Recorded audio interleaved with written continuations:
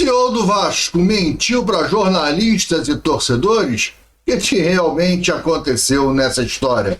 Vamos falar sobre isso. Antes, deixa eu só pedir para que você não esqueça de deixar seu like nesse vídeo e pedir para que você se inscreva no nosso canal se você ainda não for inscrito. Aproveita, vai lá e ativa o sininho de notificações, aquela opção todas. Assim, sempre que tiver vídeos novos por aqui, o YouTube te avisa. Se você tiver o hype já no seu cadastro aqui no YouTube, dá o hype pra gente, cara. O hype ajuda também demais. Mais ainda do que o like, o hype faz com que o vídeo ganhe proporções maiores para ser visualizado aqui no YouTube por mais vascaínos, tá legal? Olha só, para essa história aí. Essa história é o seguinte: o Amodeu, quando foi da pausa do Campeonato Brasileiro, um pouquinho antes da pausa, o Vasco estava na data FIFA, né? A gente estava na data FIFA, lembra? Antes daquele jogo com o São Paulo, aquele bom jogo do Vasco contra o São Paulo, na data FIFA teve um sorteio da Copa do Brasil, onde o Vasco pegou o CSA e tal. E aí ele deu uma entrevista dizendo que o projeto era contratar um diretor executivo de futebol, o projeto era renovar com o Felipe Coutinho, e o projeto era que até a apresentação do time, que o Vasco contratasse dois jogadores, mas que quando o time fosse se reapresentar, o que aconteceu ontem, na segunda-feira, esses dois novos contratados já estivessem no grupo para já ir treinando. Depois, quando abrir a janela, se inscrever o jogador. Porque a janela de inscrição, não sei se você sabe disso, a janela é de inscrição. Você pode contratar o jogador quando você quiser. Ele só pode jogar depois de inscrito. E a janela de inscrição abre no dia tal. O jogador pode estar treinando com o teu time, não tem problema nenhum. Ele treina, faz amistoso e tal. Mas para ser inscrito no campeonato, ele só pode ser inscrito a partir do dia tal. E esse é um planejamento correto, né? Se você está numa pré-temporada, numa intertemporada, o planejamento correto é você contratar o jogador antes, você tem tempo para isso. O jogador vai treinando. Quando a janela abre, a janela, se não me engano, abre dia 10, o jogo é dia 13, o primeiro jogo, o cara já vai estar treinando esse tempo todo com o time, e aí o cara entra e joga normalmente, já tá dentro do esquema do treinador, já está treinado, já está tudo. Esse é o correto. Porém, não parece que foi isso que aconteceu. Vamos escutar o Amodeu falando na época. O que o Amodeu falou realmente? Será que a gente está exagerando? Porque a gente fica com as coisas na cabeça e aí vem fazer um vídeo quase 10, 15 dias depois e exagera. Será que eu estou exagerando? Vamos ver o que o nosso amigo está falando. Vamos ver aqui, peraí. Dia 2 ao dia 10, ela é uma janela muito específica para a Copa do Mundo de Clubes, até porque nós vamos ter, primeiro, uma parada de folga dos atletas durante 10 dias a partir do dia 12 desse mês. Os atletas vão se reapresentar no dia 21, 22 de junho, então é fundamental que esse processo de contratações ele aconteça para quando os atletas forem se reapresentar, de forma que os atletas que eventualmente forem contratados já estejam disponíveis da comissão técnica na reapresentação, lá no dia 21, 22 de junho, e que possam então ser registrados para fins de condições de jogo no dia 10 de julho para jogar no dia 12 ou 13 contra o Botafogo, assim que for definido o calendário. Ele falou exatamente o que eu falei, eu não exagerei não, né? De forma que os atletas que eventualmente forem contratados se reapresentem dia 21 e 22 de junho, para que no dia 10, de abertura da janela para fins de registro de condições de jogo, os atletas estejam registrados para participar do jogo contra o Botafogo dia 12 ou dia 13, conforme o calendário. É isso. Ele falou isso. E isso não aconteceu. E essa diretoria do Vasco, já com a Amodeu, né, à frente também dela, junto com o Pedrinho, com o Felipe, tem se caracterizado por duas situações no departamento de futebol. A primeira, contratar em cima da hora. Contrata sempre que está fechando a janela. Sempre no último minuto, no apagar das luzes. Uma contratação geralmente para dar satisfação para o torcedor, para não dizer que não contratou. Aí contrata o Jean Davi, aí contrata o Lloyd Augusto, vai contratando esses caras. E a segunda característica dessa gestão na contratação de janelas, e essa já é a terceira janela, né, além de demorar muito para contratar, é a qualidade dos jogadores. Sempre contrata baranga. é uma diretoria que gosta de contratar baranga. Os caras se aperfeiçoaram nesse ponto, né? O Pedrinho, o Felipe, o Amodeu, seja lá quem está no Vasco, era o Marcelo Banana, agora é o nosso amigo aí, o Admar Lopes, né? A gente não pode falar do cara ainda, o cara chegou agora, mas essa janela já é dele, ele chegou a tempo de preparar uma janela. O Vasco tem essa característica, contratar em cima da hora e contrata baranga. Você vai ver as notícias do Vasco na janela de especulação, porque esse período de notícias é um período de especulação. Eu acho normal os canais estarem especulando, canais de imprensa estarem especulando, os jornais estão especulando, é normal, faz parte, todos os clubes estão passando por isso. O momento agora das notícias é especulação, porque o jornalista fica tentando cavar, saber o que está acontecendo, quem não está e tal, aí um cara lá de dentro solta uma informação aqui, o outro solta ali, o cara vai juntando, e aí vai se especulando o jogador. Isso é normal, isso faz parte. E quando a especulação tiver, assim, um senso de verdade, por exemplo, o cara vai especular que o Vasco vai contratar o Messi. Pô, eu não vou trazer isso aqui. Não vou fazer capa com o Messi, não vou fazer. Tem canais aí que fazem, eu não vou fazer. Mas o cara está especulando fulano, ciclano, beltrano, que é possível trazer, então a gente vai bater um papo, vamos falar sobre isso aqui, sobre essas possíveis contratações. Isso aí, ok, isso faz parte do mercado. Mas o problema é que as notícias do Vasco, o Vasco sondou o ciclano. O Vasco está sondando o ciclano, está sondando. Vasco, empresário do ciclano, no outro dia, empresário do ciclano diz que o Vasco ainda não fez proposta. Vasco muito perto do ciclano. Ciclano fecha com fulano. Não fechou com o Vasco. Jogador que o Vasco estava sondando e que estava rondando, já fechou com outro clube. O Vasco é muito lento na atitude do mercado. Isso porque talvez falta convicção. Isso porque falta saber o que está fazendo, quem você quer realmente contratar. Vamos ver o caso do Gabriel Pirani. Gabriel Pirani, eu fui fazer uma pesquisa mais aprofundada. Gabriel Pirani no Fluminense jogou de tudo com o Diniz. Jogou de volante, jogou de meia, jogou até de lateral esquerdo em certo momento. E não se firmou no Fluminense. Hoje, na MLS, o Gabriel Pirani está entre os 5 melhores meias da MLS. Ele joga ali de 10. Está entre os 5 melhores camisa 10 da MLS. Tá bom, a MLS é uma liga mais fraca do que a nossa. Claro que é. Aí você pode falar, poxa, André, mas o Almada, o Botafogo pegou da MLS. Ele era lá da MLS, sim. O Almada era o primeiro nessa lista, né, dos melhores meias da MLS na época do Almada. O Almada era o melhor meia da MLS, mas já há 2 anos, 3 anos. Pirani agora, nessa última temporada, o Pirani ficou entre os 5 melhores meias. Teve bons números, né? Mesmo assim, nada assim que você fique, vai ser um espetáculo, tal. Não sei. Não sei se vale a pena você contratar o Pirani se você tem o Zuccarello. O Pirani vem para ser reserva do Coutinho. Por que não dá chance para o Zuccarello? Por que começa a botar o Zuccarello? O Coutinho sai e entra o Zuccarello. Qual o problema de botar o garoto da base do Vasco? Por que tem que ser o Pirani? Por que você tem que contratar o Pirani? Eu não vejo o Pirani como um jogador que vai mudar o elenco do Vasco. Não acho. Eu acho até que ele é um jogador assim, interessante, mas não é um jogador que vai mudar o time do Vasco. Você acha que o Pirani vai mudar no segundo tempo? Olha, vai sair o Coutinho, vai entrar o Pirani, vai manter? O Coutinho jogando o que jogou contra o São Paulo. Aí sai o Coutinho, vai entrar o Pirani, vai manter. Eu não tenho expectativa de manter. O Zuccarello, eu sei que vai ter dias que ele vai jogar pra caramba, tem dias que ele não vai jogar. Até ele o quê? Pegar, até ele se estabelecer nos profissionais.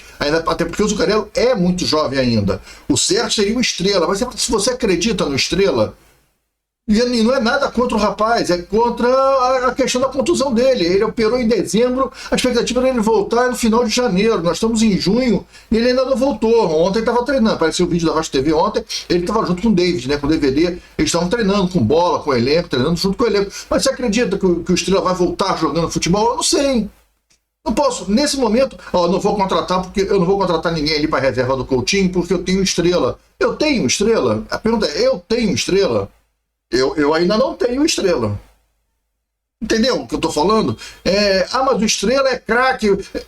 Cara, mas será que ele vai voltar? Eu tô falando de boa experiência. O Paulinho não voltou, o Jair não voltou, o Alisson não voltou. Será que o Estrela vai voltar? Eu tô rezando muito que ele volte, mas será que ele vai voltar? Eu não vou contratar ninguém para a reserva do Nuno Moreira, porque eu tenho o David. Mas eu tenho o David? A minha pergunta, eu tenho o David? Ele vai voltar realmente? Ele vai voltar? São questões que têm que ser respondidas e você não tem tempo para isso, você precisa contratar. Porque parece que no meio de campo, dessa última janela que o presidente Pedrinho fez, do time, dos caras que ele contratou, só realmente o Lucas Freitas, zagueiro, e o Nuno Moreira. O resto vai fazer água. O Garré parece que não vai jogar. O Garré não é esse cara que vai substituir o Coutinho. Parece que não é. Eu não sei qual vai ser a do Garré, para falar qual é a do Garré, para não ficar uma rima maluca, mas eu não sei qual é a do Garré.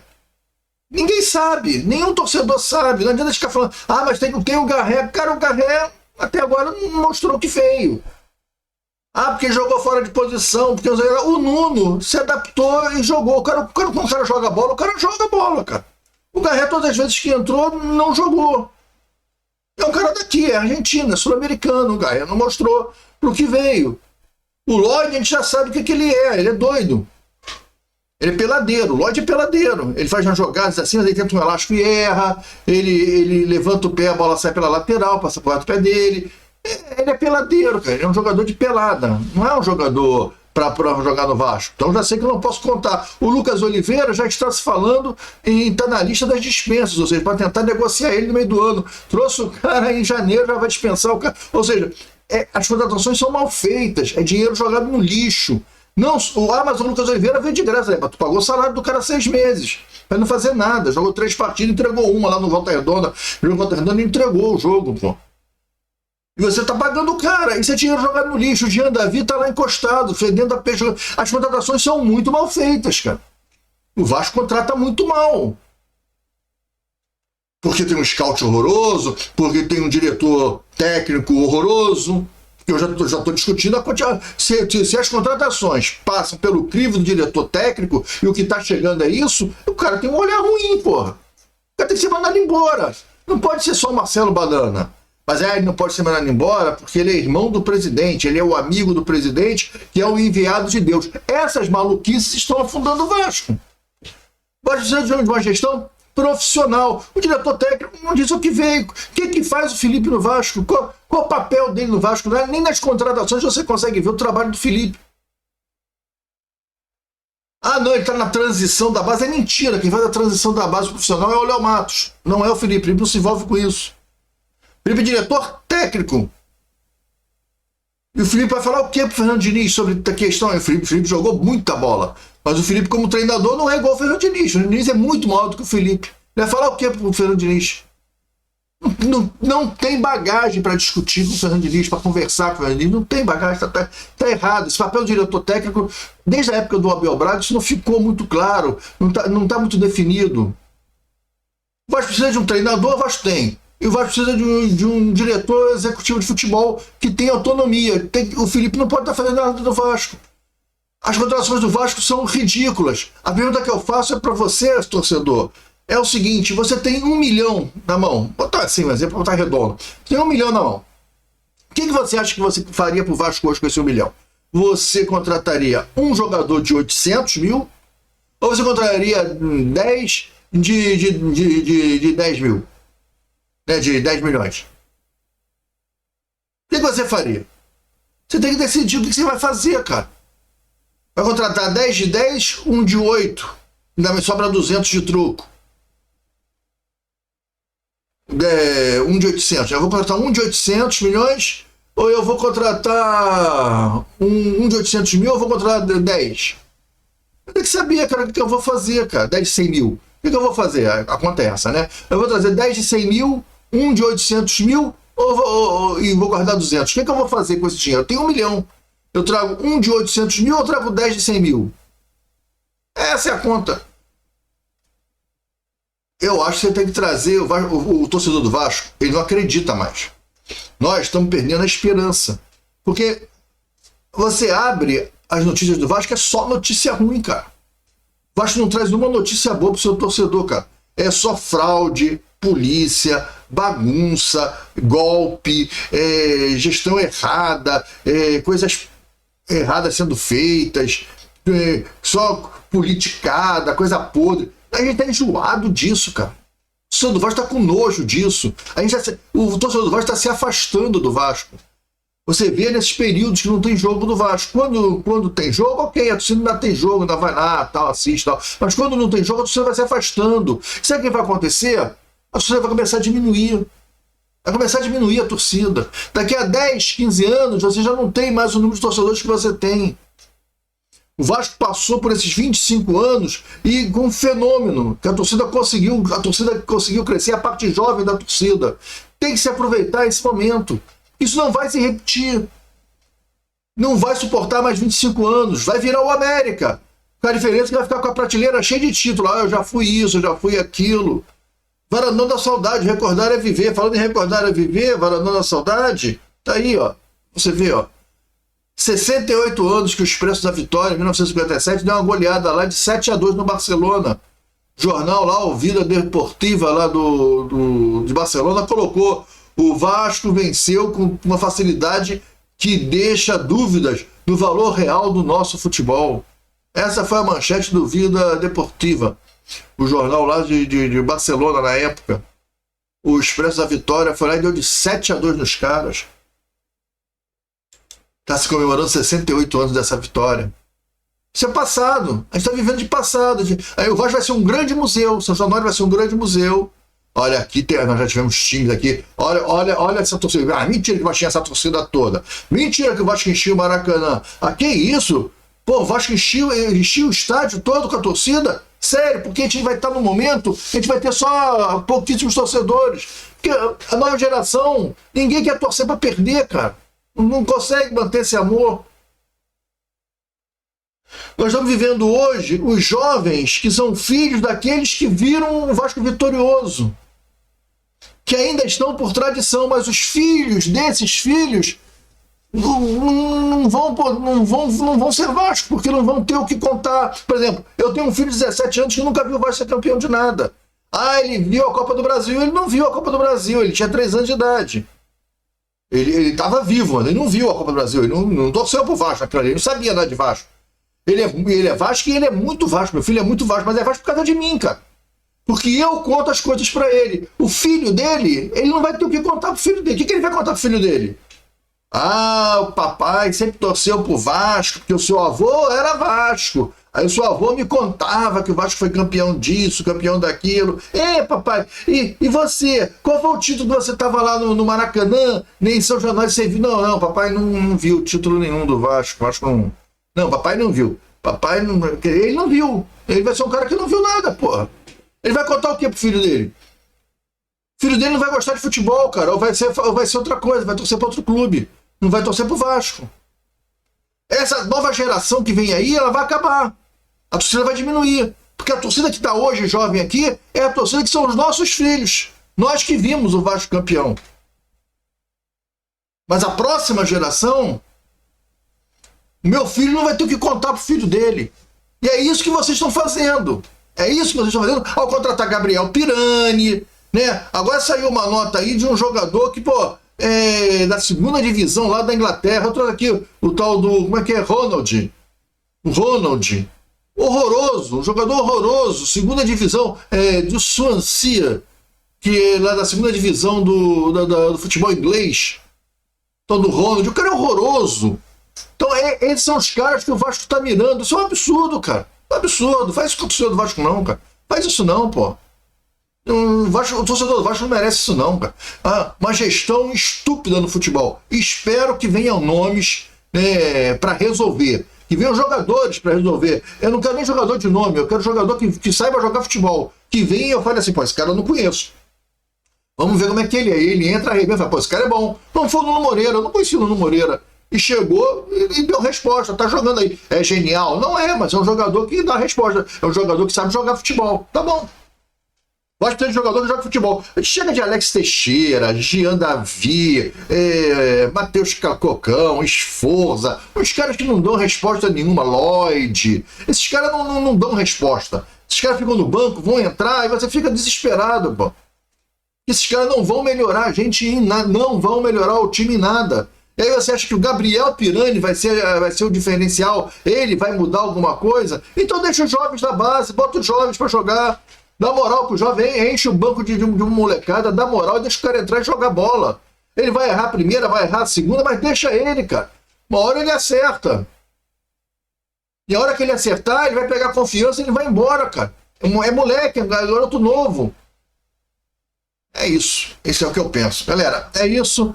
À noite a gente traz mais um vídeo aqui pro canal, tá? E a gente vai conversando aí sobre Vasco da Gama, sobre as suas notícias. Vasco está treinando hoje, Vasco treina hoje ainda, lá no CT Moacir Barbosa. Todos os dias agora tem treinamento, acho que tem uma folga só no domingo, e depois volta a treinar até pro amistoso do dia 5, né? Na Arena da Duna. Arenas Dunas, agora é Arena Bet Dunas, negócio aposta Dunas. Cara, é uns nomes assim muito doidos esses negócios de nomes de estádio hoje em dia. Mas fique com Deus, um grande abraço, até o próximo vídeo, fui.